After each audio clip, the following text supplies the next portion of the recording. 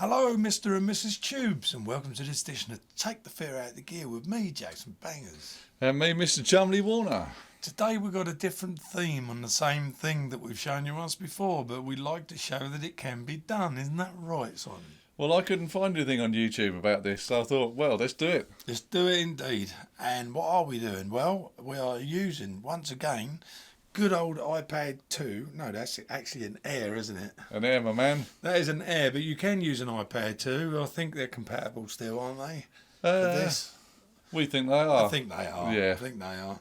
Now, if you've seen our previous videos, you would have seen how we're controlling certain keyboards using a certain app on an iPad. Now, this is a Roland Juno 1, a lovely old thing from the past. A 1980s keyboard, I do believe. Maybe a 90s, I don't know. Is it 80s It's to an 90s? I don't know, to be honest. It's an early one. So it could be late 70s even.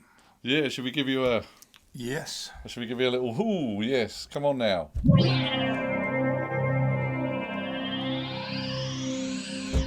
Just a typical sound you would expect from a Juno 1. And I think these were used, I think one of the famous Prodigy sounds, they programmed this to do like a Hoover sound, that zzz, sound. We rest in peace, Keith. We miss you, mate. We love you, bruv. Yeah, real sad. So, used on many a recording back in the 80s, 90s, even, well, there was a massive time of synth music, wasn't there? And like when the Acid House and the Prodigy, and there's all that kind of, you wanted that kind of Hoover sound, as they called the it. fire starter, the twisted fire starter, and indeed I certainly am a twisted fire starter, but don't tell the neighbours. Well, what we've got in view on camera too, ladies and gentlemen, is, as you can see, the iPad nicely, closely lit up, and young Simon is going to demonstrate exactly what's going on, because you cannot see the inside of this keyboard or get to the inside of this keyboard, but you can now. That's it. We've got the same app as last time. We've got the IPG800 app, and we've got it set up for the Roland Juno.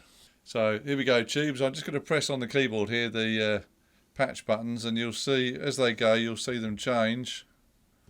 It's magic. So there's all your different sounds. Magic man. And obviously you can edit those sounds, same as last time, however you want, and then you can store them in the user memory on the keyboard.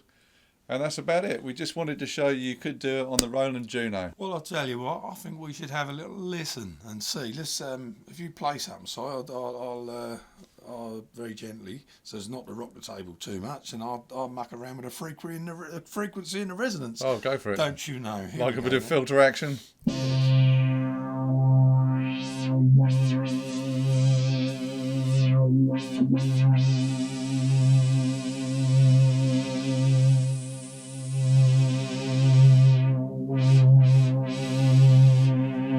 That is just literally just a tiny little bit of what you can do. Again, like we've said with other keyboards, you are now unlimited. Yeah, The doors are open. it's so much easier than trying to see this tiny little menu thing here of all the things. It just makes life. You can't see. I mean, a lot of these keyboards didn't have backlit screens, and I don't know whether this was once backlit and now doesn't work. You can, if you've got the lights turned off, it's very slightly backlit, but it needs. It is. Yeah, no, it is. It needs a new backlight. It's Yeah. survived quite well considering. To be fair, yeah, to be fair. But they were very difficult to see on stage, and to be honest with you, you couldn't really change much. I mean, you got your basic standard sounds. You program the sounds before you go out and do your show, and then you know where they are, 1, 2, 3, in the memories and so forth. And there are, envelope times and stuff on here, but to actually get into it and do it live might sound repetitive because we've already said it before. This thing opens the door to a new world of keyboard playing, Si. And a new world of sounds. It's just so much easier to program your own sounds. And we're doing it exactly the same way as we've done it before, using the Line 6 MIDI mobilizer 2, and it's wired in exactly the same way as previous videos. So basically we're using a MIDI controller via the iPad Air to look inside your keyboard and do whatever you want. Exactly right. It's as simple as that.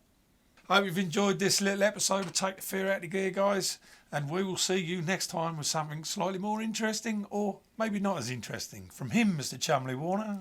And from him, Mr. Jason Bangers. It's goodbye. See you, Tubes. Toodaloo.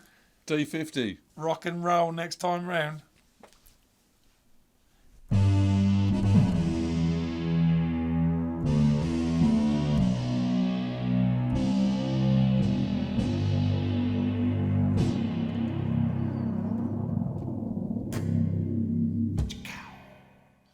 Oh, that's a nice choice.